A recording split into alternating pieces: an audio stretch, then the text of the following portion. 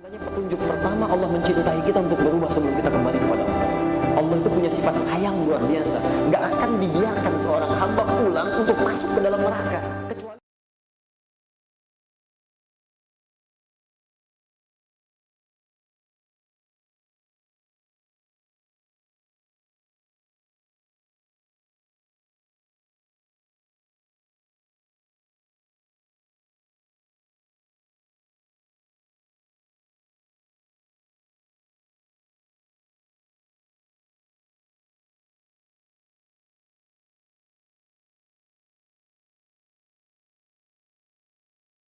Bismillahirrahmanirrahim. Assalamualaikum warahmatullahi wabarakatuh.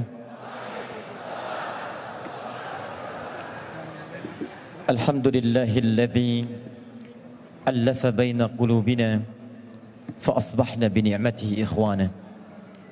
Wassalatu wassalamu ala rasulillahilladzi amarna rabbuna bil iqtida'i bi sunnatihi faqala qul in kuntum tuhibbuna allaha fattabi'uni yuhibbukumullah wa yaghfir lakum dhunubakum.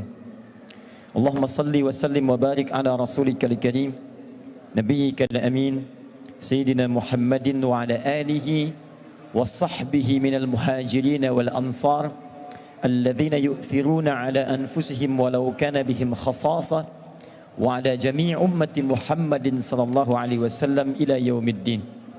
Amma ba'd, fa ya ibadallah, أوصي نفسي وإياكم بتقوى الله فقد فاز المتقون فلا تموتن إلا وأنتم مسلمون. فقال تعالى يا أيها الذين آمنوا اتقوا الله حق تقاته ولا تموتن إلا وأنتم مسلمون.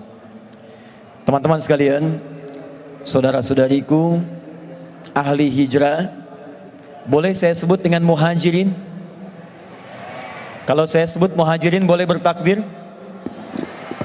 Wahai muhajirin, wahai muhajirin, wahai muhajirin,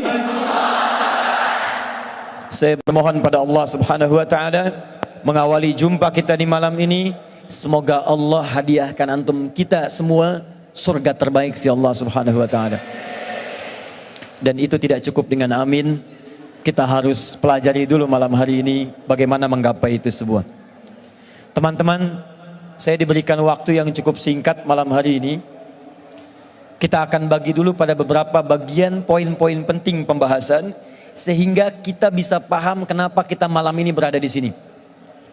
Saya tidak menginginkan satupun di antara Anda hanya datang, duduk, gembira, senyum, tertawa, lantas pulang. Kalau kedatangan Anda berkumpul di tempat ini hanya sekedar melampiaskan kegembiraan, bertemu, bertatap, kemudian tertawa dan gembira, maka ketahuilah orang-orang yang bisa berkumpul seperti itu bukan sekedar orang beriman, apalagi orang-orang yang disebut oleh Al-Quran dengan sifat hijrah. Bahkan yang tak beriman pun itu bisa mewujudkan pertemuan seperti ini. Mesti ada perbedaan ketika Anda masuk di pintu yang itu ataupun yang manapun Anda masuki dengan saat Anda keluar dari ruangan ini. Karena Nabi telah menjamin lewat hadisnya yang sangat populer, disebutkan di Ibnu Majah nomor hadis 233, riwayat sahabat Abu Darda, seorang yang sangat luar biasa, meriwayatkan satu hadis yang jika kita praktekkan poinnya di hari ini, maka Anda akan mendapatkan bagian yang telah Nabi jamin.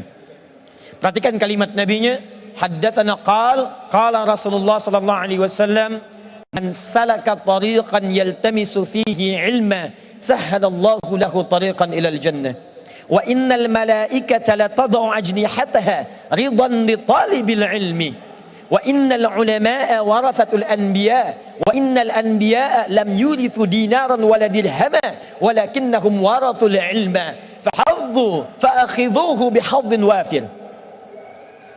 Siapapun di antara Anda, kata Nabi, man harfun ismun mausulun yadullu ala kullil faradiyati, huruf yang menunjukkan pada satu sosok secara personal, mau subjek mau objek, mau Anda laki-laki atau perempuan, besar, kecil, tua, muda, tak peduli kaya, cukup, apapun profesinya, kata Nabi, siapapun di antara Anda mampu meluangkan waktu kemudian menempuh satu jalan hanya untuk datang mempelajari sebagian dari tuntunan agamanya, Anda ingin berubah dari sebelumnya, Anda ingin lebih baik lagi dari sebelumnya, Anda ingin lebih dekat dengan Allah Subhanahu wa taala, maka setiap keringat yang keluar dari tetesan kulit Anda, setiap tapak kaki yang melangkah sampai dengan ke tempat Anda tuju, kata Nabi, perhatikan kalimatnya, itu semua langsung akan dinilai oleh Allah dengan meringankan langkah Anda menuju surga. Wa innal malaikata, dan jika para penuntut ilmu mengetahui, sejak Anda keluar dari tempat Anda tinggal, itu malaikat sudah membentangkan sayapnya mengiringi Anda sampai Anda pulang, ridwan li talibil ilmi, untuk memberikan ridha bagi para penuntut ilmu. Karena itu teman-teman, mari kita perbaiki niat dulu sebelum kita mulai pembicaraan kita pada malam hari ini. Ikhlaskan karena Allah, siapkan untuk berubah. Ada 3 hal yang nanti Allah akan berikan bagi orang-orang yang nanti kita akan bahas dalam pertemuan pada malam hari ini. Siap insyaallah? Muhajirin. Baik. Teman-teman, pertama, kenapa mesti berhijrah? Saya ulang. Kenapa mesti berhijrah? Anda mesti punya tujuan yang jelas. Ketika dibuka hijrah festival, Anda datang ke tempat ini, apa yang Anda dapatkan? Ternyata, mari kita lihat, Allah turunkan 1 ayat langsung yang memberikan 3 jaminan utama. 2 akan diberikan saat di dunia, 1 akan diberikan saat ia wafat menuju alam kuburnya, dan ketiganya akan Allah jamin dibawa sampai menghadap ke akhirat, mendapatkan surga paling nikmat yang dijanjikan. Ayat ini disebutkan di Quran surah yang keempat, surah An-Nisa ayat ke-100, posisi paling kiri sebelah bawah di mushaf. Mari kita lihat pelan-pelan. Wa may yuhajir fi sabilillah, wa may yuhajir, dan siapapun yang berniat ingin berhijrah, berubah lebih baik daripada keadaan sebelumnya, ingin lebih dekat dengan Allah, ingin lebih dipandang mulia, ingin merubah keadaan supaya lebih baik dan sempurna sebagai manusia. Perhatikan kalimatnya. Yajid fil ardi muraghaman katsira. 1. Wasa'ah. 2. Wa may yakhruj min baitihi muhajiran ila Allah wa rasuli thumma yudrikul maut. 3. Faqad waqa'a ajruhu 'ala Allah. Orang-orang yang meniatkan dirinya datang untuk berubah, kemudian dia ingin berhijrah, bahkan difasilitasi malam ini dengan sebuah festival hijrah yang tidak pernah diadakan sebelumnya. Anda tahu, pertemuan malam ini bukan sekedar mempertemukan kita di tempat ini untuk berikrar, tapi lebih daripada itu, kita diringankan langkahnya oleh Allah. Saya punya keyakinan, dari sekian hamba Allah yang tahu acara ini, yang mendengar tentang acara ini, yang tahu tentang pertemuan di malam ini, pertanyaan saya, kenapa cuma Anda yang diringankan langkahnya? Kenapa Anda yang dilembutkan hatinya? Kenapa Anda yang punya kesempatan datang ke sini? Saya punya keyakinan, lebih dari sekedar datang, Allah ingin merubah hidup Anda untuk mendapatkan 3 kemuliaan yang dijanjikan di ayat ini. Dengan kalimat ini baik-baik. Kalau Anda sampai datang ke sini, duduk di sini, dan kita belajar di malam ini, mendengar ayat ini, tapi 3 kemuliaan ini belum mampu Anda raih, dan bahkan ada 3 semangat untuk meraihnya, maka dengan cara apa lagi Allah mesti menjadikan Anda orang baik? Ada banyak orang yang berharap datang ke sini. Dia bertanya berapa lagi tiketnya tersedia. Dia bertanya apa ada kesempatan bisa diperpanjang. Dia bertanya apa ada luang bisa didapatkan, dan tidak dia meraihnya. Dia tidak meraihnya. Ada yang kemudian mengisi kuotanya untuk melihat tayangan live-nya via media sosial. Ada yang menonton di channel-channel yang telah disediakan. Anda kurang apa lagi? Diringankan, diberangkatkan, didudukan, mendengar, langsung melihat, menatap dan mendengarnya. Kalau pertemuan kita malam ini belum mampu mengubah Anda, maka dengan cara apa lagi Allah menjadikan Anda sebagai hamba yang terbaik? 1. Orang yang siap berhijrah, merubah dirinya lebih baik dengan segala profesi yang ia kerjakan dalam hidupnya, maka jaminan pertama yang Allah berikan, perhatikan kalimatnya, Allah akan berikan di awal mula proses hijrahnya ketenangan dalam jiwanya.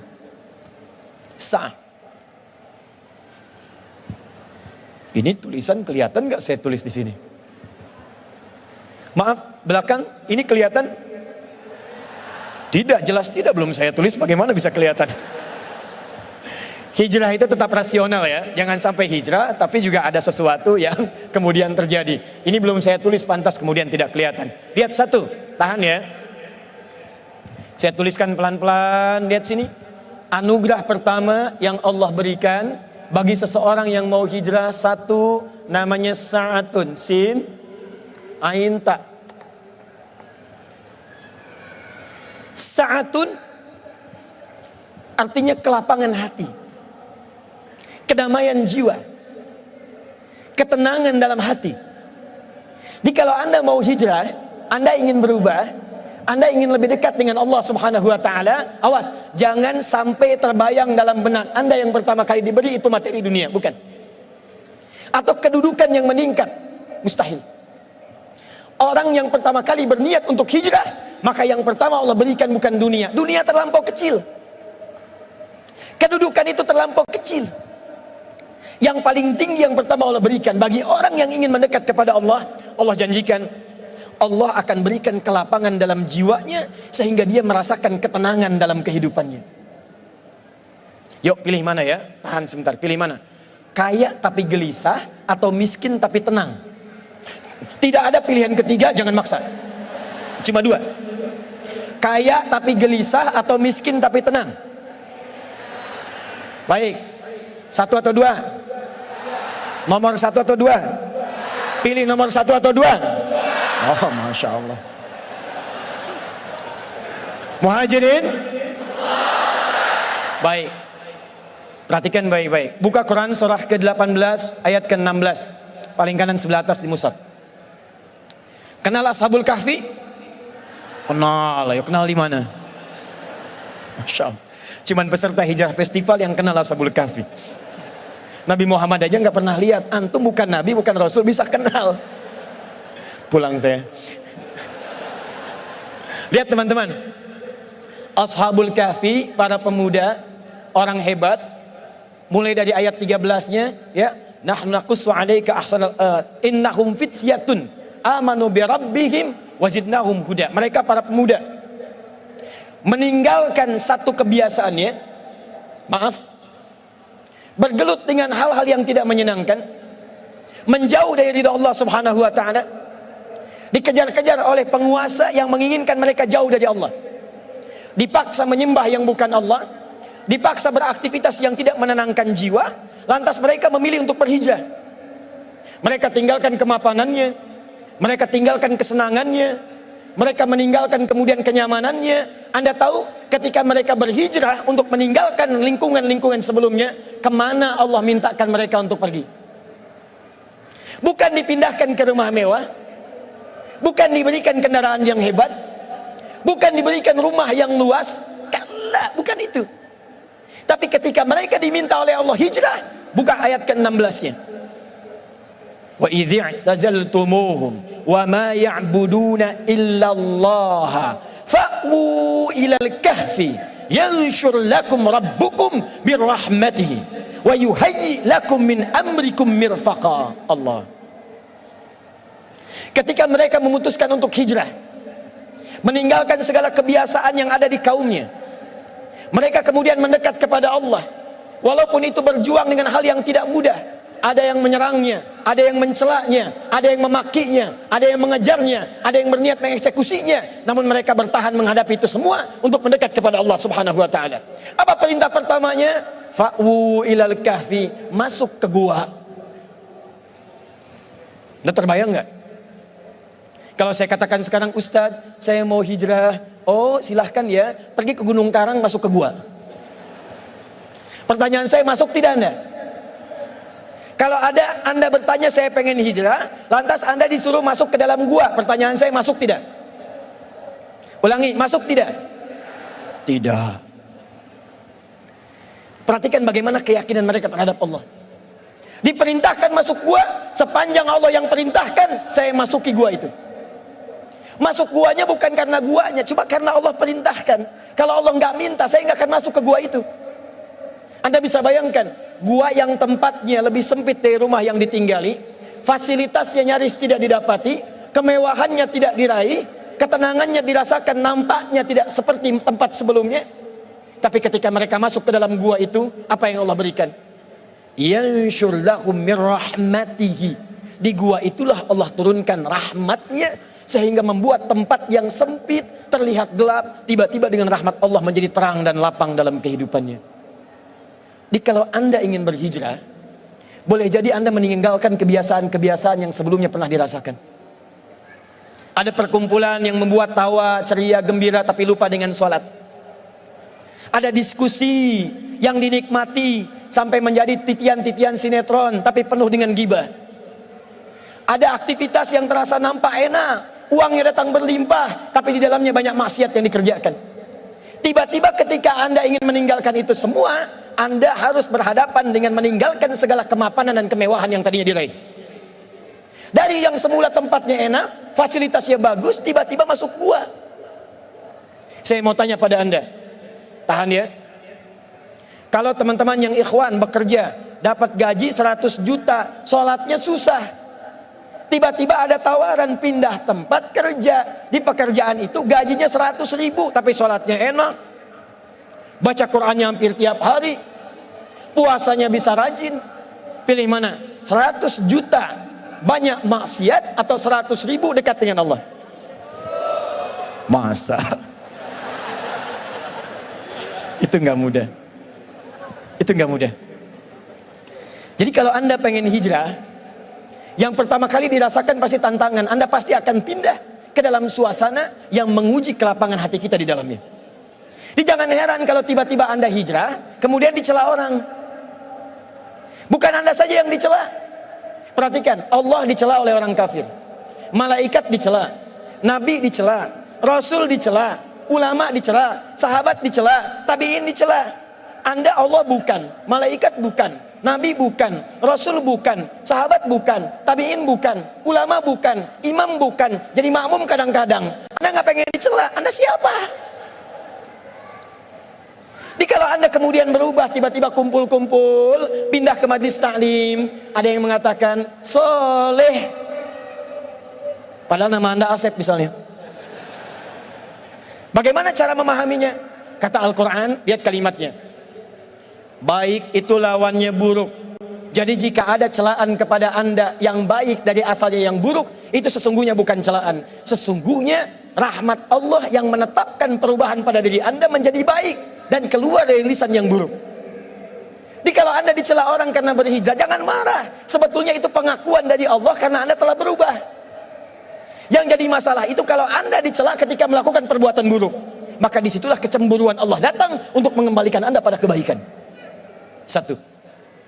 Yuk tahan sebentar. Saya mau tanya pada Anda, Nabi Muhammad itu rumahnya luas atau sempit? Pernah lihat? Itu masalahnya. Kamar Nabi dengan Sayyidah Khadijah ketika berumah tangga, para akhwat, luas atau sempit? Makanannya banyak atau sedikit? Tahu dari mana?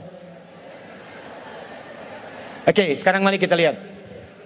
Buka hadis riwayat Al-Bukhari, nomor hadis 2008 sampai 2010, paling kanan sebelah bawah di kitabnya. Riwayatnya dari Sayyidah Aisyah. Secara singkat, beliau kemudian menyaksikan Nabi tahajud. Ketika Sayyidah Aisyah bergeser tangannya itu menyentuh kaki Nabi. Ada seorang suami sholat di kamarnya, istrinya berbaring di sampingnya. Ketika istrinya bergeser, menggeserkan tangannya, tangannya terkena kaki suaminya. Pertanyaan saya, kalau ada seorang istri tidur di satu tempat, kemudian tangannya bergeser, terkena kaki suami yang sedang sholat, tidurnya di kasur atau di lantai? Pasti di bawah. Kalau ada suami sedang sholat, istrinya tidur bergerak, kena kaki suaminya, ruangannya sempit atau luas? Nabi saja ketika hijrah pindah ke Madinah, Allah tidak memberikan kepada beliau pertama kali datang dengan kelebihan harta yang melimpah. Allah tidak memberikan kemewahan dunia kepada beliau. Tapi yang paling menarik seperti Ashabul Kahfi, sempit di dalam gua tapi lapang dalam dirinya. Nabi datang ke tempat yang luar biasa terbatas, tempat tinggalnya terbatas, ruangannya sempit, tapi ketika hatinya dekat dengan Allah, kesempitan itu menjadi kelapangan dalam dirinya. Nanti kalau akhwat dan ikhwan serius hijrahnya, Anda akan mendapatkan ketenangan yang tidak pernah Anda rasakan sebelumnya. Demi Allah saya katakan, bahkan uang yang Anda kumpulkan saat ini tak akan mampu membeli ketenangan itu. Coba Anda biasakan ya. Teman-teman sebelum bangun tahajud, biasakan sholat fardu misalnya. Dari yang tadinya sebelum hijrah, belum tahajud, biasa sholat fardu, itu awal-awal ketinggalan sholat fardu berjamaah biasa-biasa. Nanti setelah Anda hijrah, ketinggalan tahajud, Anda bisa gelisah. Yang semula terlambat sholat subuh biasa-biasa, sekarang setelah hijrah, terlambat sholat tahajud, Anda bisa gelisah. Sekarang subuh jam berapa? 4 lewat 10, 7, 8, Masya Allah. Muhajirin berbeda pendapat tentang waktu sholat subuh. Ini artinya datangnya dari tempat yang berbeda-beda. Lihat sini. Ada orang subuh adzan 4 lewat 7. Orang ini bangun jam 7 lewat 4. Terlambat dia sholat, biasa-biasa. Nanti setelah dia hijrah akan terjadi perubahan. Dia biasa tahajud, bangunnya jam 3, sholat dia pelan-pelan. Yang terjadi apa? Satu ketika dia bangun jam 4, masih 7 menit ke arah subuh, tiba-tiba dia bangun, saat dia bangun dia katakan, ya Allah terlambat saya. Padahal subuh belum tiba. Kalau Anda nanti biasa puasa, tiba-tiba saat Anda bangun, masuk adzan subuh, padahal puasa sunnah, Anda katakan, ya Allah saya nggak puasa hari ini. Seakan-akan Anda kehilangan sesuatu yang tidak bisa Anda beli sebelumnya. Kalau Anda kehilangan satu taklim, padahal biasanya senang kumpul-kumpul dulunya, sekarang kehilangan satu taklim, Anda akan katakan, ya Allah kenapa saya nggak ikut taklim yang ini. Ketika Anda mendapatkan kenikmatan hijrah, maka yang tergambar dalam benak Anda yang pertama, akan ada kelapangan dalam diri. Makanya mohon maaf ya para akhwat, ikhwan, kalau ada yang mengajak antum hijrah, lalu antum berproses hijrah, tapi tidak memberikan ketenangan ke dalam jiwa, berarti ada sesuatu yang tidak tepat dengan hijrahnya. Pasti ada yang salah. Karena orang hijrah itu ciri pertamanya hatinya lebih tenang. Kenal dengan Talhah, sahabat Nabi SAW. Talhah hijrah dengan istrinya. Kemudian beliau tinggal di Madinah. Satu kali Nabi kedatangan seorang tamu mengatakan, ya Rasulullah, saya datang lapar, boleh saya minta jamuan? Nabi tanyakan pada setiap istrinya, datang ke Sayyidah Aisyah, ada makanan? Kata beliau tidak. Datang kepada Zainab radhiyallahu taala anha, ada makanan? Kata beliau tidak. Datang kepada Saudah binti Zam'ah, ada makanan? Kata beliau tidak. Perhatikan, seorang nabi saja itu belum tentu mendapati makanan di rumahnya. Saya pernah mendengar riwayat seperti ini.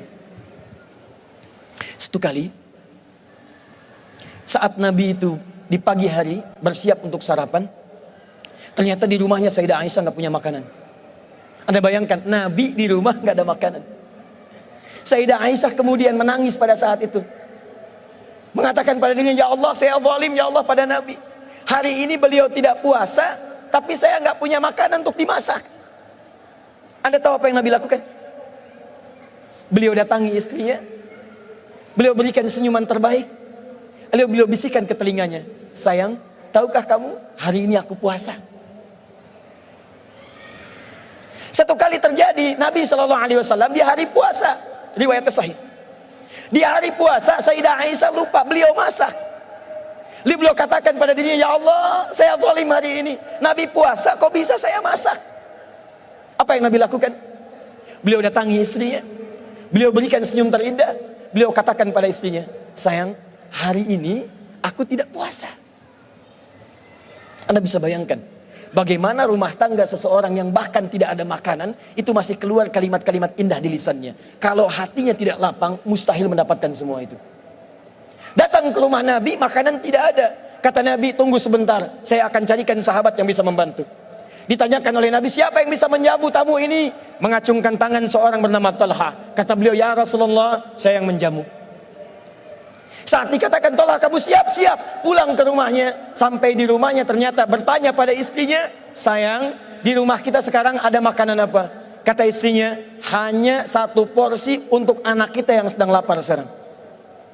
Perhatikan bagaimana keluarga ini setelah berhijrah belajar dari kenyamanan yang Allah tanamkan dalam jiwanya. Kata suaminya, kamu tidurkan dulu anak kita. Saya mau tanya ya pada akhwat teman-teman di sini, kalau ada tamu kemudian dibawa ke rumah ibu, ke rumah teman-teman di sini, Tiba-tiba Anda akan menjamu makanan yang ada cuma satu porsi untuk anak Anda yang sedang lapar. Pertanyaan saya, makanan itu akan diberikan kepada tamu atau kepada anak yang sedang lapar? Pilih, tamu atau anak? Masa? Tamu atau anak? Muhajirin? Perhatikan baik-baik. Istrinya berkata tanpa dugaan, aku akan tidurkan lebih cepat dari waktu sebelumnya. Anaknya kemudian ditidurkan oleh ibunya. Kemudian suaminya mengambil penyiapan makanan, dibawa ke ruang makan, dijamu tamunya. Kata Talha, silakan engkau makan. Kata tamunya, saya tidak akan makan sebelum Anda makan dengan saya. Kata Talha, saya merasa malu kalau meninggalkan istri saya sendirian. Saya akan temani istri saya untuk makan di tempat yang lain. Jadi tamu itu kemudian makan, Talha kemudian pindah ke satu tempat, terlihat bayangan dari tempat tamu itu. Suami istri ini terlihat sedang makan, nampak seperti makan. Yang satu makan dengan lahapnya, sementara yang satu ternyata sedang pura-pura makan. Hanya membunyikan tempat makanan, padahal tidak ada makanan yang beliau makan. Saya mau tanya pada Anda, bagaimana bisa orang-orang yang hijrah punya kepekaan seperti ini? Dia sendiri masih butuh, tapi saat orang lain terlihat membutuhkan, dia rela memberikan pada apa yang mereka butuhkan. Peristiwa ini ketika terjadi, besoknya datang Talha menghadap kepada Nabi. Kata Nabi, selamat ya Talha, telah turun satu ayat dari Allah langsung untuk menghadiahkan kepada dirimu. Turunlah Quran surah ke-59 ayat 9 sampai 10 itu, paling kanan sebelah bawah. Wa yu'thiruna ala anfusihim walau kana bihim khasasa. Jadi kalau Anda hijrah, maaf ya, maaf sekali. Gagal di pekerjaan, tidak akan kecewa. Maaf sekali. Tertinggal kemudian kemewahan, tidak akan kecewa. Ada orang mencela, tidak akan marah. Ada orang memaki, lapangnya hati. Jadi kalau Anda benar-benar berhijrah, seakan-akan ada ketenangan yang tak terlukiskan sebelumnya. Sekarang saya tanya pada Anda, dari 3 hari Anda mengikuti acara ini, berapa ketenangan yang sudah Anda dapatkan dalam jiwa Anda? 1. Tahan ya, kita baru pembukaan nih, kita belum mulai. Sampai jam berapa saya? Baik, Masya Allah, tinggal 20 menit lagi. Tahan. 2, saya agak cepat sedikit. Ustaz, kalau cuman hatinya tenang, tapi kebutuhan tidak tercukupi, maka apakah saya bisa menjalani kehidupan dunia dengan nyaman? Nah, ini bagian keduanya. Saat hatinya sudah diberikan ketenangan, kemudian dia semakin yakin dengan Allah, semakin dekat, maka berlakulah keadilannya. Orang dekat dengan direktur, maka diberikan fasilitas di pekerjaannya. Orang dekat dengan polisi, diberikan akses di jalanannya. Orang dekat dengan seorang tokoh, diberikan akses terdekat dengan tokoh dimaksud. Maka orang yang sudah dekat dengan Allah, apa yang tidak mudah bagi Allah untuk diberikan kepadanya. Karena itu ternyata, yang pertama ini saat Allah berikan, ini hanya untuk membangun keyakinan dan kedekatan dengan Allah. Begitu Anda lapang, yakin dengan Allah, begitu sudah dekat dengan Allah, apa yang Anda rasakan hilang sebelumnya akan diganti minimal 2 kali lipat dari sebelumnya. Itu yang dimaksud dengan muraghaman katsira wasa'. Anda tadinya tidak berhijab, kemudian meninggalkan itu semua, profesinya bagus, bayarannya mahal. Akhwat tidak berhijab, bayarannya bagus sekali, mahal luar biasa. Tapi tiba-tiba Anda putuskan, saya pengen berhijab, kehilangan job Anda. Awal mulanya mungkin gak tenang, awal mulanya serasa kehilangan sesuatu, tapi Allah tanamkan balasan berupa ketenangan luar biasa. Setelah hati Anda lapang, hati Anda nyaman, dekat dengan Allah, semua yang Anda rasakan hilang tadi akan dikembalikan 2 kali lipat. Bahasa Al-Qurannya muraghaman katsira wasa'ah. Tiba-tiba ada acara yang membutuhkan seorang perempuan berhijab. Tiba-tiba banyak acara yang membutuhkan seorang berhijab. Tiba-tiba ada pekerjaan yang hanya dilakukan oleh seorang yang berhijab. Perhatikan, ada kisah yang sangat luar biasa yang dialami oleh seseorang di masa-masa salafus saleh. Maaf sekali, seorang pemuda penuh dengan aktivitas gelap. Pekerjaannya mencuri, merampok, membegal, minum-minum sudah dilakukan. Jadi kalau mohon maaf ya, ada yang pernah merampok, ada yang pernah mencuri, ada yang pernah minum-minum, sampai malam ini saya kasih tahu Anda terlambat. Karena sudah ada yang sebelumnya. Dan mereka lebih hebat. Tapi orang ini yang dahsyat. Dia memutuskan untuk merubah keadaan hidupnya.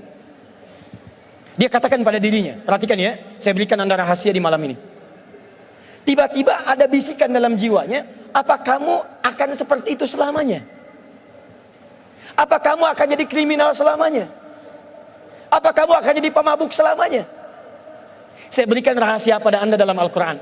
Jika satu saat ada getaran di dalam jiwa mempertanyakan Anda, kapan Anda berubah jadi baik? Saat Anda pernah berbuat salah, tanamkan pada jiwa Anda, pada saat itu Allah sedang menanamkan cinta pada diri Anda untuk berubah jadi lebih baik. Tahan ya. Di antara nama manusia ada yang disebut dengan insan. Berasal dari nisyan, artinya lupa. Nisyan seakar dengan kata nasya. Saya lupa, nasitu. Kita lupa, nasina. Dalam bahasa Al-Quran, nasitu, nasina sering disandingkan dengan salah. Salah disebut dengan akhta. Saya salah, akhta'tu. Kita salah, akhta'na. Buka Quran surah kedua Al-Baqarah ayat 286. Rabbana la tu'akhidna in nasina au akhta'na. Lupa lantas salah. Kenapa manusia disebut dengan insan? 65 kali disebutkan dalam Al-Quran, di 43 surah berbeda. Kata Ibnu Abbas, karena manusia itu disebut insan karena dalam hidupnya pasti tidak ada yang sempurna. Setiap yang bernama manusia pasti salah. Saya tanya pada Anda, siapa yang tidak punya dosa? Boleh angkat tangan. Saya pulang. Yang dosanya sedikit boleh angkat tangan. Yang agak banyak. Yang banyak. Tuh saking banyaknya nggak bisa ngangkat. Saya juga pasti punya dosa, Anda punya dosa, kita punya dosa. Yang namanya manusia pasti pernah salah. Mustahil ada manusia tidak salah. Yang salah itu sudah tahu salah, nggak mau berubah. Tapi saking sayangnya Allah, Allah sifat rahmatnya lebih dalam dibandingkan dengan murkanya. Anda kenal Fir'aun? Ayo kenal. Bingung saya, Hijrah Fest ini banyak yang kenal. Ya, Masya Allah Fir'aun kenal, Ashabul Kahfi kenal ya. Luar biasa. Buka Quran surah ke-20 ayat 43 sampai 44. Setiap apa yang saya sampaikan di akhir nanti akan saya tanyakan. Nanti kita akan interaksi. Buka Quran surah 20 ayat 43 sampai 44. Lihat baik-baik. Fir'aun itu manusia paling kejam di masanya. Kata-katanya kasar. Saking kasarnya, mohon maaf ya, bukan cuma celaan. Kalau sudah keluar kata kasar, resikonya nyawa. Itu saya tidak suka dengan rambutnya tuh. Tolong pisahkan kepala dari badannya. Kepalanya. Jadi kalau sudah nggak suka, itu bisa kematian taruhannya. Sehingga apa yang terjadi? Maaf, hobinya bunuh orang. Buka Quran surah kedua ayat 49. Yudzabbihuna abna'akum. Bahkan membunuhnya, diikuti bayi yang sedang dikandung, saat terlahir langsung disembelih di depan ibu yang baru melahirkannya. Fir'aun. Kata-katanya kasar, mengaku Tuhan. Ana rabbukumul a'la. Saya Tuhan kalian yang paling hebat. Manusia sekarang paling banter ngaku nabi. Fir'aun ngaku Tuhan. Ana rabbukumul a'la. Tapi apakah dengan segala tingkah pola seperti itu membuat Allah tidak memberikan hidayah? Tidak. Kamu lahir bersih, kamu lahir punya fitrah. Kenapa kamu pulang dalam keadaan berdosa? Dikirimkan langsung 2 orang nabi kepada Fir'aun. Anda terbayang tidak? Kita saja sampai hari ini nabinya cuma 1, nggak pernah lihat. Fir'aun manusia paling zalim, dikirimkan 2 orang nabi. Idhaba ila fir'auna innahu tagha. Musa dan Harun pergilah kepada Fir'aun, dia telah mulai menyimpang. Fir'aun 1 orang, nabinya 2. Sejahat-jahatnya manusia, Allah masih sayang, pasti dibawa jalan untuk berubah. Dia bisa kebayang nggak? Fir'aun yang ngaku Tuhan, hobi bunuh orang, kata-katanya kasar, suka eksekusi, masih diberikan hidayah untuk berubah. Anda bukan Fir'aun. Anda tidak pernah mengaku Tuhan. Anda tidak pernah punya hobi bunuh orang. Kesalahan Anda tidak sebanyak Fir'aun. Kalau Fir'aun saja diberi jalan untuk berubah, apalagi Anda? Pasti Allah bisikan dalam jiwa Anda, ada saatnya Anda untuk berubah. Sebelum Allah wafatkan Anda untuk kembali kepadanya. Ingat teman-teman, maaf ya, maaf. Kita tidak akan lama. Satu kali kita pasti akan pulang. Pastikan saat Anda pulang, ada kebahagiaan terpancarkan di wajah Anda. Ketika Anda terlahir, semua orang tertawa melihat Anda, dan Anda menangis. Tapi pastikan ketika Anda wafat nanti pulang kepada Allah, buat orang lain menangis, Anda yang tertawa. Saat Anda terlahir, Anda menangis, orang tertawa. Saat Anda wafat kembali kepada Allah, pastikan dengan perubahan itu Anda yang tersenyum, buat mereka menangis mengiringi kepulangan Anda kepada Allah Subhanahu wa taala. Kalau Firaun saja bisa berubah, kenapa Anda tidak? Selalu ada jalan untuk mendekat kepada Allah Subhanahu wa taala. Pemuda tadi ada bisikan di jiwanya. Begitu terbisiki, kenapa kamu nggak bisa berubah? Bagaimana cara untuk mendapatkan itu semua? Buka Quran surah 29 ayat ke-69. Ini rumusnya. Tahan ya. Kalau sedang ada bisikan, kamu mesti berubah, kamu harus lebih baik dari sebelumnya, kamu mesti kuat, itu artinya tanda cinta dari Allah. Kalau sudah ada bisikan seperti itu, jangan dibiarkan. Bahasa Qurannya, walladzina jahadu fina lanahdiyannahum subulana. Kalau ada orang-orang ketika sedang mendapatkan bimbingan dari kami, kemudian dia ambil petunjuk itu, dia katakan pada dirinya, saya mesti berubah, saya mesti lebih baik. Maka kata Allah, saya akan tunjukkan jalan baginya untuk berubah dengan cara yang lebih mudah. Pemuda itu mengambil petunjuk ayat ini. Dia kemudian konsultasi pada seorang ustadz. Dia katakan, saya ingin berubah. Kata ustadz ini, perhatikan kalimatnya, Anda itu sebetulnya baik, cuman menjadi seperti ini bukan karena nggak baik, karena Anda tinggal di lingkungan yang kurang baik. Pindah dari sini, ikuti ustadz yang itu tuh, ke tempat itu. Belajar dengan beliau, nanti kalau sudah baik kembali ke sini. Ini kisah nyata. Yang paling menarik, ketika kemudian pindah ke tempat ustadz tadi, diceritakan kisahnya. Kata ustadz tadi, perhatikan kalimatnya, kata syekh tadi, atasbir bi antal zibani fi hadzal makan. Saya khawatir engkau gak bisa sabar menemani saya di sini, karena saya tiap hari makannya cuma 1 biji kurma, minumnya air putih. Saya nggak yakin kamu bisa sabar. Kata pemuda ini, saya siap berubah, saya sudah punya tekad, saya akan berhijrah dengan lebih baik. Tinggal dia di tempat ini baru 3 hari, dia ikuti. Sehari makan kurma, minum air putih. Hari kedua makan kurma, minum air putih. Hari ketiga, apa yang terjadi?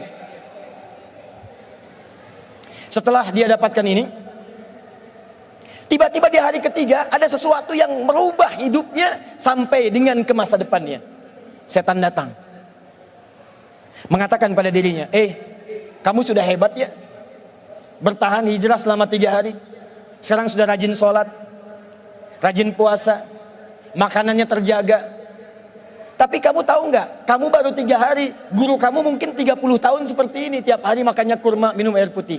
Saatnya sekarang berbakti kepada guru, cari makanan yang enak, berikan kepada guru.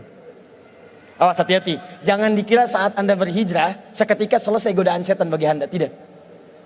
Awal-awal dibuat senang menghafal Quran, begitu yang dihafalkan sudah banyak, murojaahnya capek, ditinggalkanlah semua Qurannya. Awal-awal rajin tahajud, begitu sudah sering bangun malam, dibuat kesibukan, lupa dengan tahajudnya.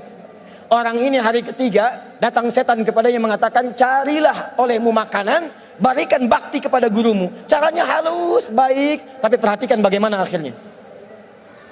Si murid ini berkata, betul juga ya, saya harus berbakti kepada guru saya. Dia kemudian keluar untuk mencari makanan yang lebih enak dibandingkan dengan 1 biji kurma. Singkatnya, belok dia keluar, bakatnya yang dulu dipakai. Begitu belok ke satu wilayah, dia naik ke atas satu rumah, dia tengok kemudian ke bawahnya, ternyata nggak ada makanan. Dia jalan lagi. Saat jalan baru sekitar 10 meter, tercium darinya ada satu makanan yang kayaknya enak baunya. Apa yang terjadi teman-teman? Dia naik ke tembok pemilik rumah itu, dia lihat kemudian keadaan rumahnya, dia lihat ada satu asap datang dari satu ruangan di rumah itu.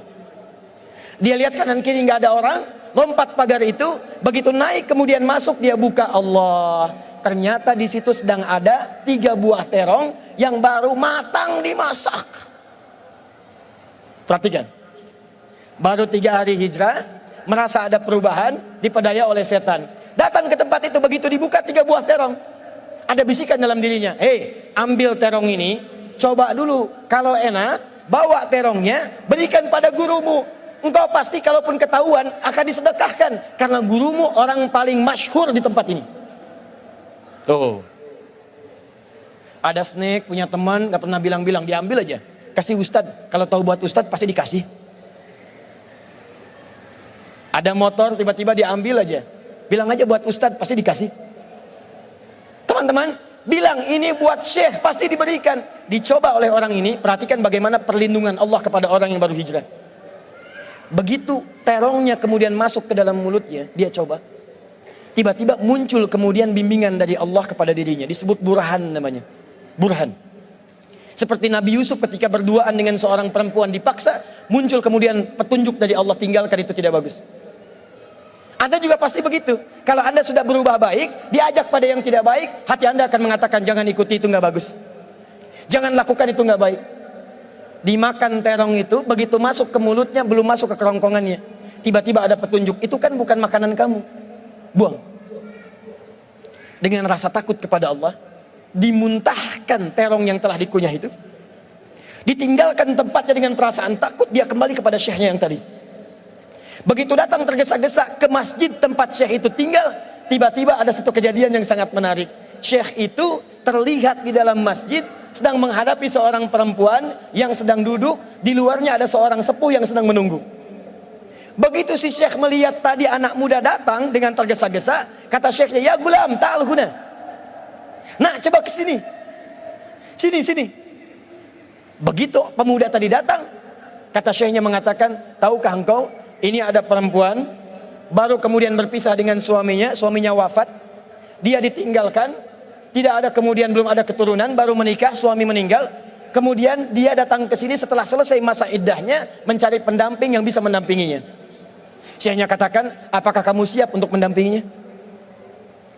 Saya tanya pada antum yang ikhwan, kalau antum di posisi seperti pemuda tadi, antum terima nggak? Nggak ada rumah, nggak ada makanan, hidup numpang, tiba-tiba ada seorang perempuan datang minta nikah, cari pemuda yang bisa mendampingi, terima nggak?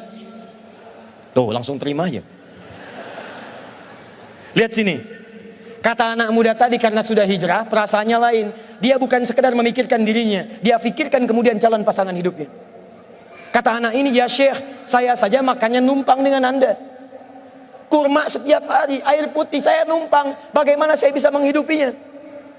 Jawab syekh ini, kamu jangan khawatir, karena perempuan ini telah ditinggalkan oleh suaminya, harta yang sangat banyak, dia hanya membutuhkan seorang suami yang soleh yang bisa membimbingnya. Harta ada, rumah ada, istri siap setia. Pertanyaan saya, kalau anda ditawari seperti itu, diterima atau tidak ditolak sama sekali? Lebih cepat, lebih enak diterima. Secara singkat, kemudian beliau katakan, baik, saya terima kalau begitu. Dipanggillah bapak tua tadi yang ada di ruangan luar masjid. Ternyata itu bapak si perempuan tadi. Ini kisah nyata. Setelah dipanggil, diakadkan, kemudian dinikahkan, kata istrinya, sayang, mari kita pulang ke rumah. Digandeng tangannya, ternyata jalurnya melewati jalur tempat yang saat si pemuda tadi cari makanan. Begitu lewat ke rumah pertama yang dia naik ke atas pagar tadi, yang gak ada makanan. Begitu lewat ke tempat itu, si pemuda tadi sudah deg-degan, jangan-jangan ini rumahnya. Kata si perempuan, sayang, ini bukan rumah kita, ayo masih lewat. Begitu jalan lagi 10 meter, si pemuda tadi sudah menggenggam erat tangan istrinya, dia bawa cepat-cepat untuk meninggalkan rumah tadi yang ada terongnya.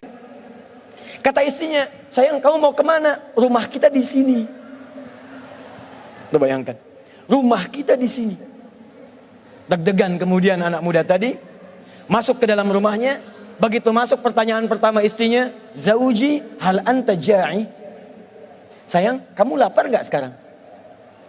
Kata suaminya, wallahi selama 3 hari makan saya cuma kurma, minum air putih. Kalau ditanya lapar, saya sangat lapar. Intadhir qalilan, tunggu sebentar. Ternyata si perempuan tadi sudah menyiapkan makanan spesial yang terong tadi untuk calon suaminya. Tapi kejadian kemudian tidak seperti yang diharapkan. Begitu sampai ke dapur, dia lihat kemudian terongnya telah terbuka, ada masalah. Dia teriak pada saat itu, manakala bazinjani, siapa yang makan terong saya? Nah, tahan. Kalau anda dalam situasi tadi, awas jangan enaknya aja, siap terima. Sekarang masalahnya mulai muncul. Kalau anda dalam situasi tadi, apa yang anda katakan? Awas jangan salahkan kucing. Manusia kadang tidak adil. Awas hati-hati, yang keluyuran si fulana yang disalahkan kupu-kupu. Awas hati-hati, yang korupsi manusia yang disalahkan tikus. Baik, apa yang anda katakan?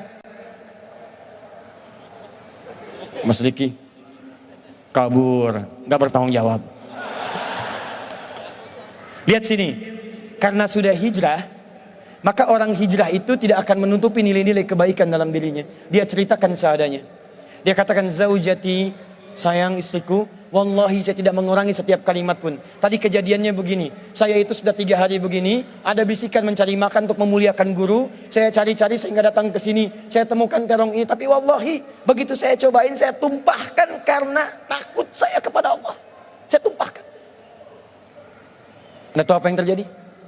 Keluarlah satu kalimat jawaban dari istri yang tak terduga. Yang kata sementara orang mengatakan, kalau istri semua seperti ini dalam kehidupan, maka tenang kehidupan di muka bumi.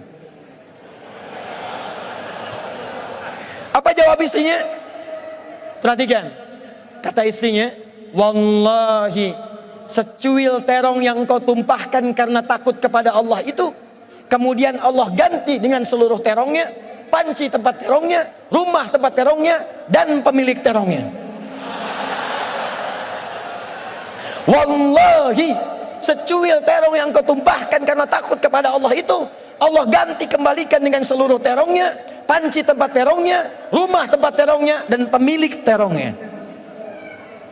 Tahan ya Bu ya, pegang erat tangan suaminya supaya nggak cari terong dari sini pulang. Jadi teman-teman, hijrah itu nggak akan pernah Anda kehilangan dunia, enggak. Anda pasti genggam itu. Yakin. Kalau Anda pertama berubah, Anda dipaksa dekat dulu dengan Allah. Begitu sudah dekat, semua dikembalikan, nggak ada yang hilang. Ingat kata-kata saya ini ya, ingat kata-kata saya. Buka Quran surah ke-51 ayat 22. Quran surah kedua ayat 168. Quran surah kedua ayat 172. Quran surah ke-7 ayat 96. Dan Quran surah kedua ayat ke-29. Ulangi. Oke. Siapa yang hafal Quran? Yang hafal Quran 30 juz, angkat tangan. 1, 2. Akhwat? Saya baru dapat 2 orang. 3, 4. Terus? Saya pengen 100 orang. 1, 2, 3, 4. Ada lagi?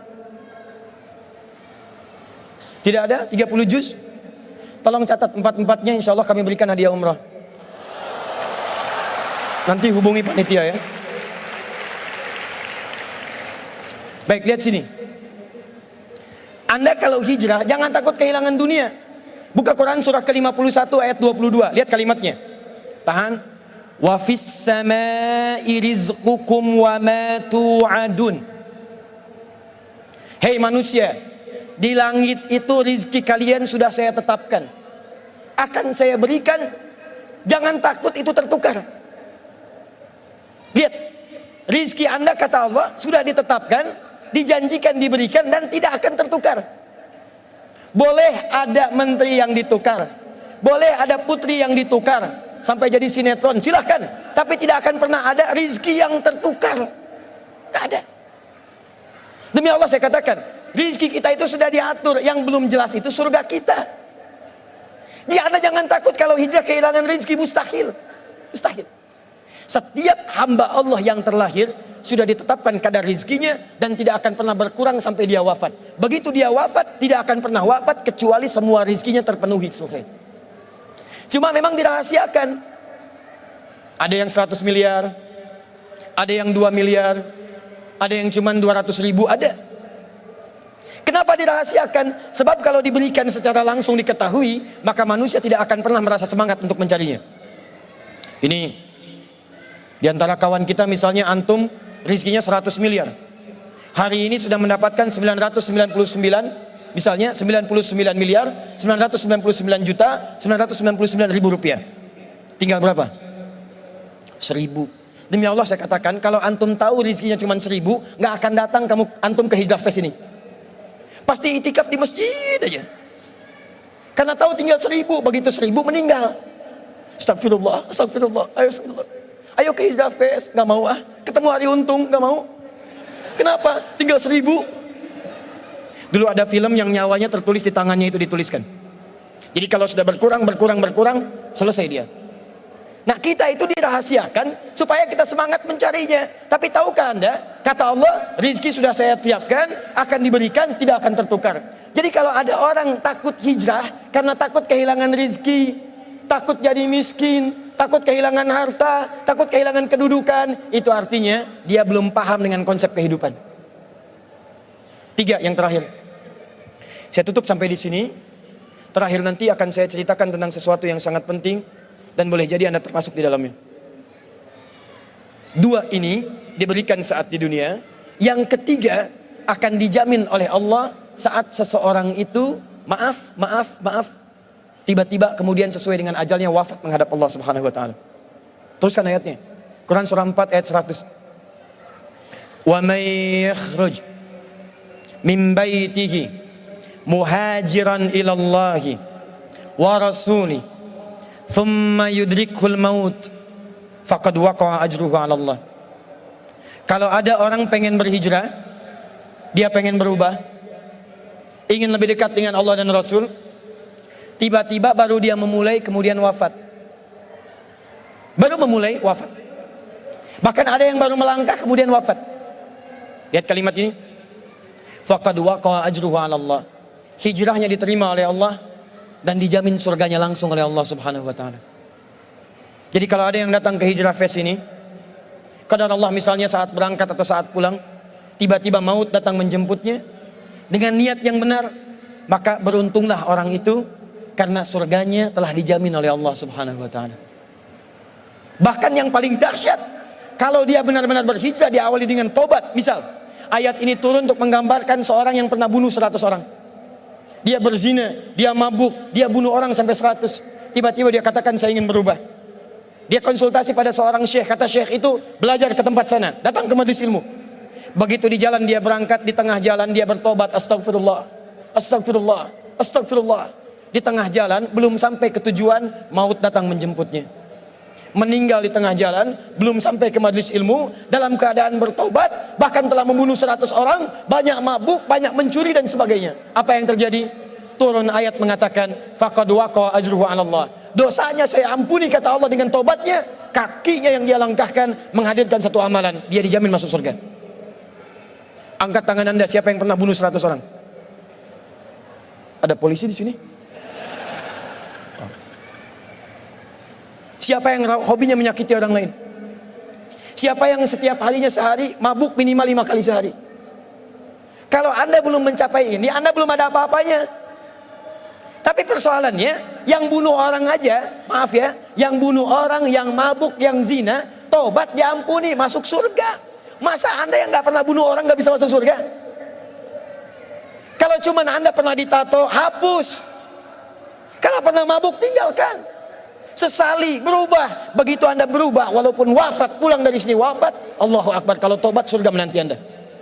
Mau seperti itu? Silahkan nanti pulang wafat gitu ya.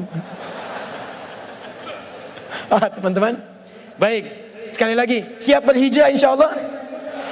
Siap berhijrah? Nah, pertanyaannya terakhir, saya punya 7 menit. Bagaimana cara berhijrah? Saya hanya berikan satu kisah, diabadikan dalam kitab hadis. Ini barangkali, maaf ya, ini rencana suami dengan istri yang dimaksimalkan oleh istri saat ia single parent dalam kehidupannya. Perhatikan baik-baik. Singkat saja, singkat ya. Hijrah itu berpindah pada satu keadaan yang lebih baik menurut Allah. Berpindah pada satu keadaan yang lebih baik menurut Allah. Maaf ya, tidak harus pindah tempat. Misal, ini rumah Anda di sini. Ini masjid. Jaraknya cuma 5 meter. Sepeda punya, mobil ada, motor lengkap. Bahkan di masjid ini speakernya ngadap ke rumah Anda begini. Tapi selama ini walaupun dipanggil dengan azan, Allahu Akbar, nggak ada sentuhan. Panggilan datang, sulit direspon. Sulit kemudian diikuti. Sholat berjamaah ke masjid malas. Tiba-tiba Anda ingin merubah hidup Anda lebih dekat dengan Allah. Anda katakan, ya Allah, bagaimana kalau saya diwafatkan? Yang jaraknya 5 kilo ke masjid dengan jalan kaki. Masa saya yang 5 meter tidak datang ke masjid walaupun Allah kirimkan semua perangkatnya? Anda katakan saya mesti berubah. Tidak harus pindah tempat, robah keadaan Anda. Datang kemudian ke masjid, robah hidup Anda. Itu yang disebut dengan hijrah. Di kantor ada kegiatan-kegiatan yang tidak bagus, proyek yang tidak benar, kadang-kadang proyek yang ditukar, manipulasi data dan sebagainya. Kantornya tidak harus pindah. Kalau Anda mampu berada di situ, merubah diri Anda, maka berubah. Tampilkan akhlak yang baik. Praktekkan kejujuran. Praktekkan kemuliaan. Demi Allah saya katakan, untuk hijrah tidak harus Anda menjadi seorang ustadz atau ustadzah. Artis tetap jadi artis. Aktor jadi aktor. Zaman Nabi ada aktornya, ada artisnya, ada penyair Nabi namanya Hasan bin Sabit. Ada pejuangnya, ada pengusahanya, ada pebisnisnya, ada pemerintahannya, ada semuanya. Tapi tahukah Anda, mereka masih bisa menghatamkan Al-Quran, mereka bisa tahajud, mereka bisa baca Al-Quran, mereka bisa berpuasa. Jadi untuk berhijrah tidak harus menjadi seseorang yang kemudian ditampilkan dengan tampilan-tampilan jubah seakan-akan terlihat baik, tapi isinya tidak berubah. Siap insya Allah? Nah, sekarang perhatikan. Pertama, pulang ke rumah. Kalau hijrahnya ingin mudah, Anda mesti kompak dulu satu keluarga. Satu tekad yang sama. Cara paling cepat, ngobrol dengan suami, katakan, renungkan, bangun di malam hari, bahwa satu saat Anda akan wafat. Dan bayangkan, apakah Anda sudi diwafatkan dalam keadaan seperti ini yang belum baik? Setelah Anda tergerak untuk berubah, baru kemudian bikin visi ke depan. Ini pernah direncanakan oleh suami istri. Di masa lalu dituliskan di dalam kitab yang sangat populer. Persoalannya begitu ibunya mengandung, istrinya mengandung, lahir anaknya usia 2 tahun, maaf, mereka punya rencana. Anak ini insya Allah kita akan didik jadi lebih baik, keluarga kita lebih baik, anak ini akan jadi ulama. Qadarullah usia 2 tahun ayahnya meninggal. Ini kisah nyata. Ibunya ingat, saya tetap pertahankan untuk berubah, jadi lebih baik. Walaupun ayah tidak ada, saya single parent. Saya rawat anak ini sebaik-baik. Usia 4 tahun, anak ini, maaf ya, terkena penyakit buta permanen. Hijrah tidak akan sepi dengan ujian. Suami meninggal, single parent, anaknya kemudian buta permanen. Apa yang dilakukan oleh ibunya? Ibunya tetap berpedoman, Allah pasti akan berikan yang terbaik. Anak ini kemudian terus didoakan, bangkit di malam hari, perbanyak kemudian tingkatkan ibadah. Ingat ya rumus ini, orang tua yang rajin ibadah, maka boleh jadi kebaikannya akan diturunkan pada anaknya. Ibunya yang berdoa, anaknya yang mendapatkan bagiannya. Matanya buta, tapi diganti oleh Allah dengan ingatan yang luar biasa. Kalau Anda bacakan satu kalimat, satu baris ini, satu lembar buku dibacakan oleh Anda satu halaman, maka seketika dia akan ingat seketika tanpa diulang. Dengan titik, dengan komanya. Anak ini kemudian dibawa ke sekolah Al-Quran, dimasukkan talaki ke syekh di sana. Syekh di situ kemudian membacakan pada saat itu surat Qaf, surah ke-50. Qaf dibacakan sampai akhir ayatnya. Anak ini anak yang paling kecil teman-teman, mata buta, nggak bisa ngelihat. Teman-temannya berada di atasnya usianya, ada yang 6 tahun, 7 tahun, dia 4 tahun. Begitu selesai membacakan, kata syekhnya, lihat kalimatnya.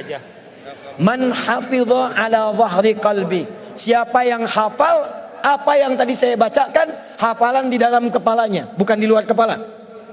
Hafal di luar kepala masih belum hafal. Kata syekhnya, hafal di dalam kepalanya. Tiba-tiba saat semuanya diam menyimpan tangannya begini, anak yang buta tadi mengangkat tangannya mengatakan, hafidhu ala zahri qalbi. Saya sudah hafal. Syekhnya penasaran, kata syekhnya, bagaimana? Diambil anaknya ke depan, diminta baca, Masya Allah, bacaannya bukan hanya hafal, makhrajnya, sifat hurufnya, tajwidnya, semua mirip dengan syekhnya. Kata syekhnya, minal an tadrusul hadis. Dari sejak sekarang, ananda mesti belajar hadis. Karena Quran itu dijamin kemudahannya, hadis yang tidak ada jaminan. Anak ini secara singkat, tinggal 1 menit, pulang ke rumahnya, diantar oleh asisten rumah tangga ibu tadi. Begitu nyampe di rumahnya, wajahnya gembira, mengatakan pada ibunya, Ummi, ibu, tadi saya dipuji oleh saya begini, ada kejadian begini, saya seperti ini. Kata anak ini, minal an uridul hadis. Ma, sekarang saya pengen belajar hadis. Kata ibunya, ya bunayya iktafi bil Quran. Anakku sayang, kamu punya keterbatasan, supaya kamu nggak capek sekarang Quran dulu, baru setelah itu hadis. Kata anaknya, lah, dia percaya pada gurunya, dia percaya pada keyakinannya, dia katakan, ma, saya pengen belajar hadis. Dia tinggalkan ibunya sambil meraba jalan begini ke kamarnya. Perhatikan baik-baik. Begitu ibunya melihat, ingat kemudian dengan suaminya, ingat tentang rencana mereka, ingat tentang mereka punya rencana masuk surga bersama-sama. Teman-teman, ibunya langsung masuk ke dalam kamar, dia bentangkan sajadahnya di mihrabnya, dia salat 2 rakaat, dia bermohon kepada Allah. Saat sujud itulah dia tumpahkan segala keinginannya. Perhatikan kalimatnya. Rahasianya ada di Quran surah ke-17 ayat 110 sampai dengan 111, paling kanan sebelah atas. Ya Allah yal basir, yalladzi ala kulli syai'in qadir, a'id basiratabni. Saya mau akhiri. Ketika tumpah air matanya dia katakan, ya Allah yang maha melihat, mohon kembalikan penglihatan anak saya. Yal basir, yalladzi ala kulli syai'in qadir, a'id basiratabni. Begitu mengatakan kalimat itu capek ketiduran, kemudian pada saat itulah anaknya sedang mengulang surat Qaf di kamarnya. Begitu ibunya mengatakan yal basir, anaknya sampai pada ayat ke-22. Laqad kunta fi ghaflatin min hadza fakashafna 'anka ghita'aka wa basaruka al-yawma hadid. Ibunya menyebut yal basir, anaknya sampai di ayat wa basaruka al-yawma hadid. Dulu pandanganmu tertutup, sekarang kami akan buka, kamu akan melihat setelah ini dengan setajam-tajamnya. Ayat ini sebetulnya kemuliaan akhirat, tapi diturunkan mendapatkan kemuliaan dunia. Tiba-tiba setelah baca ayat ini, ibunya berdoa, bersamaan kalimatnya, tiba-tiba terbuka pandangannya. Anak ini bisa melihat kembali. Saking kagetnya dia lompat, dia kejar ibunya. Ummi laqad ra'ait. Ma, saya bisa lihat lagi. Ma, saya bisa lihat lagi. Ibunya kaget kemudian terbangun. Dia peluk anaknya, dia katakan, nah, mungkin kamu melihat bukan dengan hatimu. Kamu melihat bukan dengan matamu. Rubbama ra'aita biqalbik laisa bi'aini. Mungkin bukan matamu tapi hatimu. Waktu habis. Kisah belum selesai. Tinggal 1 menit. Boleh 1 menit? Lihat sini. Kata anaknya, "Mah, saya melihat dengan mata saya. Ini mama pakai baju ini.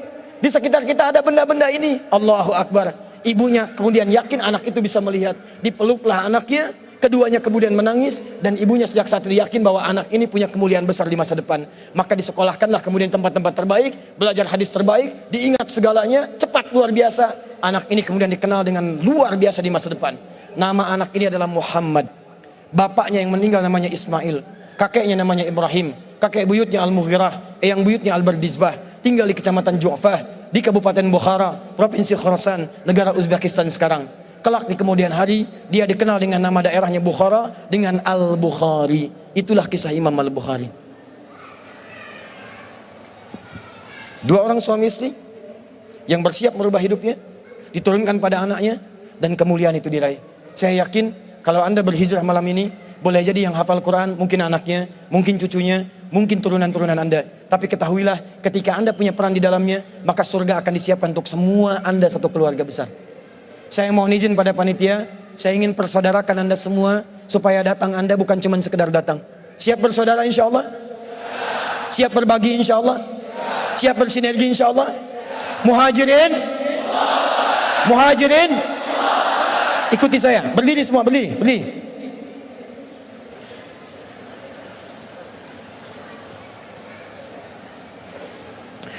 Bismillahirrahmanirrahim. Allahumma nashhadu an la ilaha illa anta wa nashhadu anna Muhammadan rasuluka. Allahumma nashhadu innana ikhwah. Allahumma nuridul jannah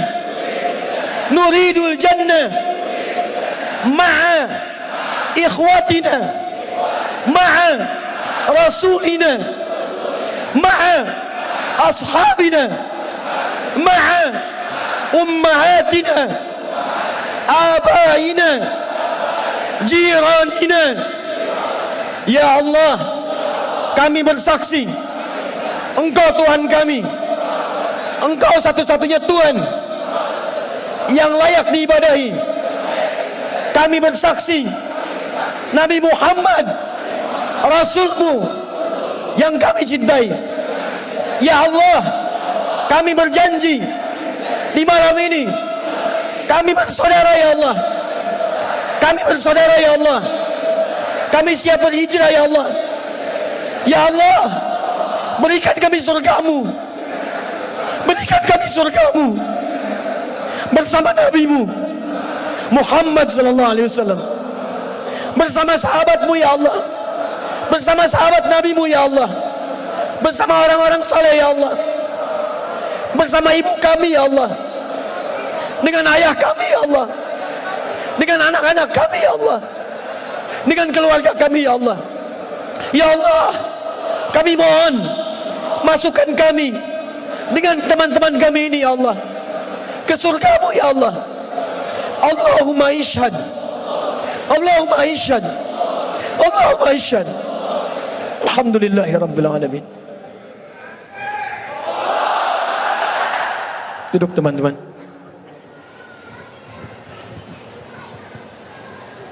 Saya mohon setelah ini, saat antum pulang, kenalilah teman-teman Anda.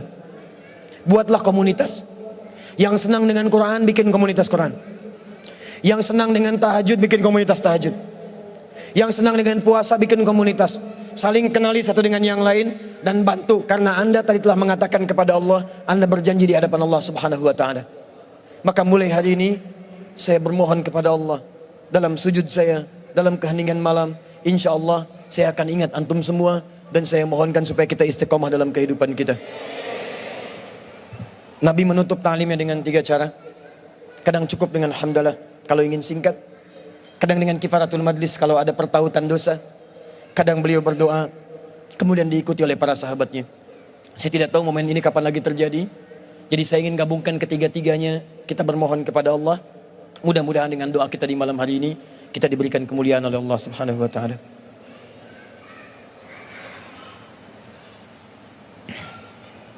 Alhamdulillahi rabbil alamin, Ar-Rahmanir Rahim, Maliki yaumiddin. Iyyaka na'budu wa iyyaka nasta'in. Ihdinas siratal mustaqim. Siratal ladzina an'amta 'alaihim ghairil maghdubi 'alaihim waladdallin. Allahumma salli wa sallim wa barik ala rasulikal karim, nabiyyikal amin, sayyidina Muhammadin wa ala alihi wa sahbihi wa ummatihi ila yaumiddin. Allahumma rabbana la tada' lana fi maqamina hadha wa fi kulli maqamin dhanban illa ghafartah.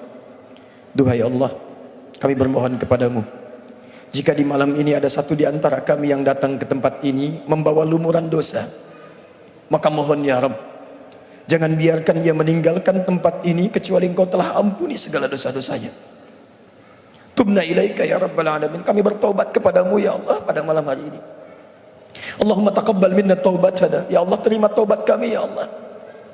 Idza kana fi hadzal makan ya Allah minal azwaj alladzina ya'suna ya Allah fi 'ailatihim, Allahumma taqabbal minhum taubatahum. Ya Allah, jika ada seorang suami hadir dalam pertemuan di malam ini dan ia berbuat banyak maksiat sebelum datang kemari ya Allah, maka mohon ampuni dosa-dosanya ya Allah di rumah tangganya. Jika maksiat terjadi pada istrinya, pada anak-anaknya karena peran suami-suami di malam ini ya Allah, peran ayah-ayah di malam ini ya Allah, maka ampuni dosa kami ya Allah, para suami dan ayah serta anak ya Rabbal alamin. Allahumma idza kana hunalikal ummahat minal azwaj ya Rabbal alamin, Allahumma allawati ya'sina amamaka ya Rabbal alamin fi 'ailatihinna, taqabbal minhunna taubatahunna ya Rabbal alamin.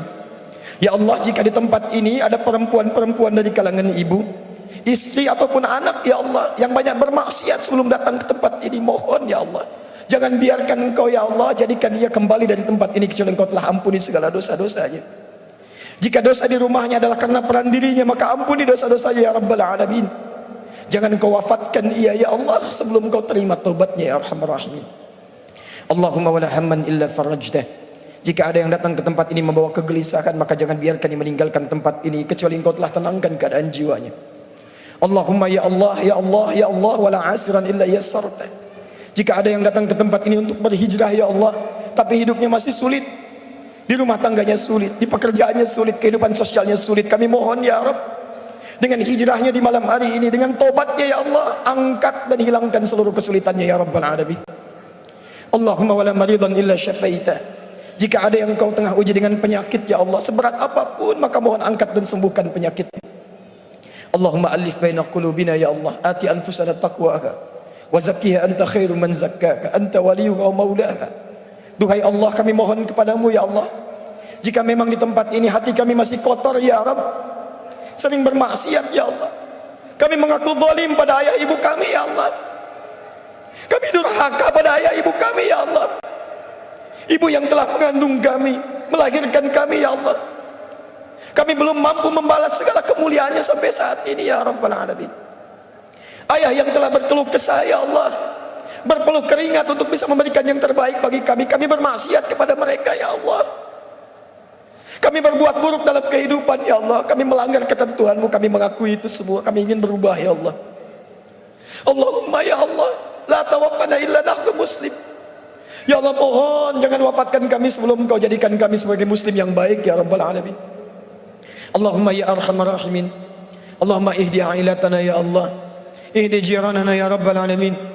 Duhai Allah, jika di malam ini masih ada kerabat kami yang belum baik, atau bahkan keluarga kami ya Allah, adik kami, kakak kami, atau bahkan ayah ibu kami ya Allah, jika mereka masih jauh dari tuntunan-Mu ya Allah, mohon sentuh hatinya agar mereka berubah. Jangan pisahkan kami dengan mereka di surga ya Allah.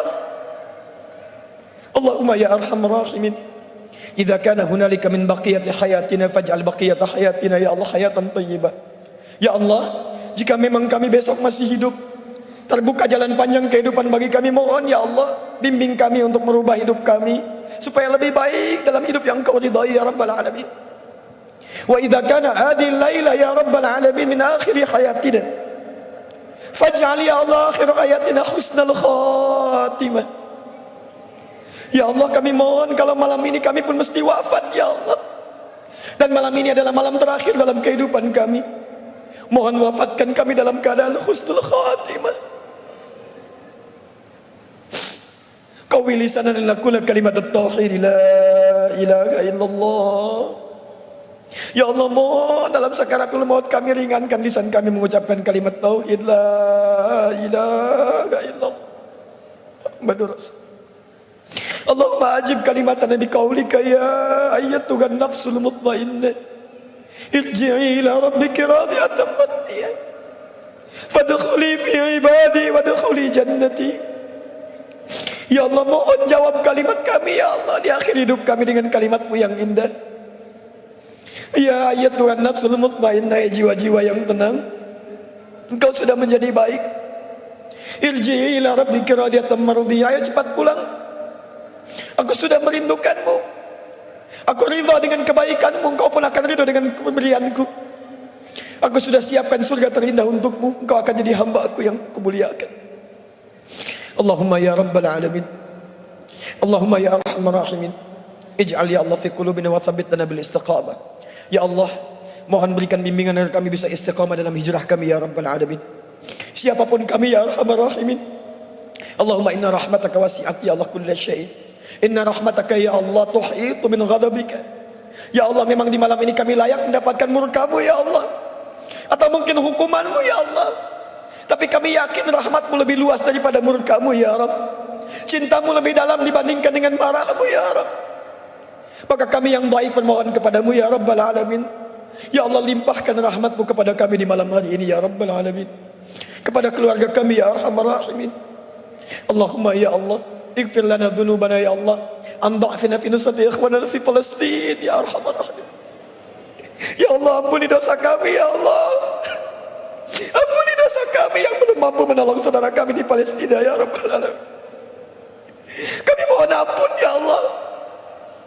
Allahumma khaffif hisabana yaumal qiyamah ya Allah, ringankan hisab kami di hari kiamat ya Allah, yang tak mampu menolong teriakan anak-anak kecil di Palestina, anak-anak kecil di Syria, para du'afa di Rohingya. Ampuni kami ya Allah. Kami masih sibuk berselisih ya Allah, kami masih sibuk saling mencela ya Allah. Kami menginginkan persatuan, kami sendiri terpecah belah ya Allah. Ampuni kami ya Allah. Allahumma nahnu ibadak, Allahumma nahnu ibadak. Ya Allah, kalaupun kami salah, kami hamba-Mu ya Allah, kami hamba-Mu yang memohon ampunan dari-Mu ya Rabbal Alamin. Allahumma ij'al baldatana Indonesia baldatan ya Allah anta tarda anna fiha thayyiban. Ya Allah, kami mohon jadikan Indonesia ya Allah negara kami negara yang tentram, penuh keberkahan, dan Kau ridha ya Allah dengan tempat kami bernaung. Jauhkan maksiat di setiap tempat yang kami pijak mulai hari ini ya Allah. Ya Allah, jauhkan di rumah kami segala ya Allah wasilah-wasilah maksiat. Jauhkan di tempat kerja kami ya Allah segala kemungkinan maksiat. Jauhkan di jalan-jalan yang kami lalui ya Allah segala kemungkinan maksiat. Allahumma hdina siratal mustaqim, siratal ladzina an'amta 'alaihim ghairil maghdubi 'alaihim waladdallin. Rabbana atina fid dunya hasanah fil akhirati hasanah wa qina adzabannar. Allahumma ij'alna min ahlil Qur'an waj'alil Qur'ana sahiban lana fid dunya wa syafi'an lana fil akhirah. Ya Allah, mohon wafatkan kami kelak setelah kami mampu mendekat kepada Al-Quran. Jadikan kami sahabat Al-Quran. Jadikan Al-Quran memberikan syafaat bagi kami di akhirat kelak ya Rabbal Alamin. Ya Allah, mohon jaga persaudaraan kami di malam hari ini ya Allah, sampai kembali kepadamu dengan bergenggaman tangan, berjumpa dengan Rasulullah sallallahu alaihi wasallam. Allahumma ya Allah, laqad da'unaka kama amartana fa'ajib du'ana kama wa'antana. Kami telah berkumpul, belajar, bertobat, dan bermohon seperti Engkau perintahkan. Maka mohon kabulkan doa kami ya Allah seperti apa yang telah Engkau janjikan. Jika semua hal pengorbanan sampai malam ini belum mampu mengabulkan doa kami, maka tunjukkan kepada kami di malam ini ya Allah dengan cara apa lagi kami mesti bermohon kepadamu. Fadlika subhana rabbika rabbil izzati amma yasifun, wassalamun alal mursalin, wa akhiru da'wana alhamdulillahi rabbil alamin. Apa yang saya sampaikan mungkin ada benarnya, yaitu petunjuk Allah dan Rasulnya. Tapi mungkin banyak salahnya, itu mutlak dari saya, mohon dimaafkan. Semoga Allah muliakan Anda, keluarga Anda, dan seluruh kerabat-kerabat kita semua. Terima kasih atas perhatiannya. Subhanakallahumma bihamdika asyhadu an la ilaha illa anta astaghfiruka wa atubu ilaik. Wa akhiru da'wana alhamdulillahi rabbil alamin. Sebelum saya tutup dengan salam, yang tadi 4 yang saya janjikan tolong dicatat, dan yang tadi dapat hadiah yang maju sambung ayat kami tambahkan lagi masing-masing 5 juta rupiah insyaallah. Assalamualaikum warahmatullahi wabarakatuh. Waalaikumsalam warahmatullahi wabarakatuh.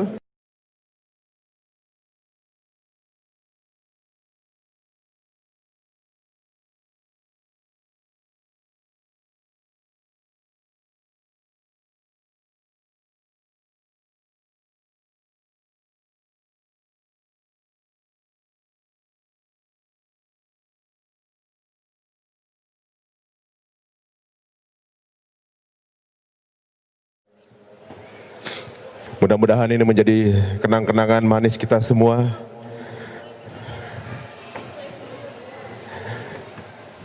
Juga Ustadz Yopi dan semua para guru kita. Dan teman-teman, untuk mengingatkan apa yang telah kita lakukan bersama selama 3 hari, mari kita saksikan tayangan berikut ini. Asyhadu